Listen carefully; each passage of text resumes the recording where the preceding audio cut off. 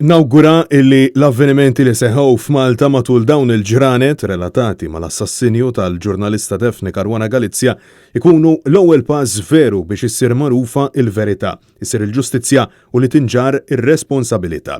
Hekk qal il-kap tal-Partit Nazzjonalista Bernard Grech meta indirizza summit virtwali tal-Partit Popolari Ewropew fejn ringrazzja lil mexxejja Ewropej oħrajn fil-PPE għall-appoġġ tagħhom u ta' pajjiżhom għal Malta u għall-ġlieda tal-Partit Nazzjonalista matul dawn l-aħħar snin sabiex issir ġustizzja.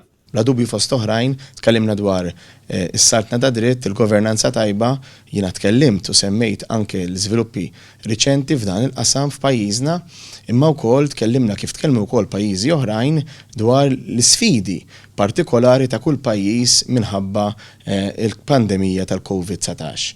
Dwar il-pandemija tal-COVID-19, Bernard Grech qal li jeħtieġ li jitfassal ċertifikat ta' vaċċinazzjoni komuni Ewropew li jkun l-ewwel pass lejn vjaġġar siguru biex bil-mod nerġgħu nqajmu l-ekonomiji rispettivi. Tkellimna dwar issues oħrajn inkluż bla dubju il-vaċċini differenti li hemm available imma wkoll vaċċini ta' pajjiżi oħrajn li jridu jgħaddu wkoll mill-iskrutinju meħtieġ biex ikunu available għas-swieq Ewropej. Għalhekk jeħtieġ illi jissaħħaħ il-proċess tal-vaċċinazzjoni fost il-pajjiżi membri tal-Unjoni Ewropea billi jiżdiedu l-persuni li jieħdu l-vaċċin u tiżdied l-informazzjoni li tingħata sabiex tikber il-fiduċja fost in-nies biex jitlaqmu. U fakkar li kien permezz tal-Unjoni Ewropea li kull stat membru rispettivament mid-daqs u l-ekonomija tiegħu kellu l-istess aċċess għal vaċċini u faħħar l-inizjattiva li waslet għall-ewwel kunsinni tal-vaċċin fl-Afrika illi iddeskriva bħala waħda simbolika u importanti lejn ir-responsabilità u s-sigurtà dinjija.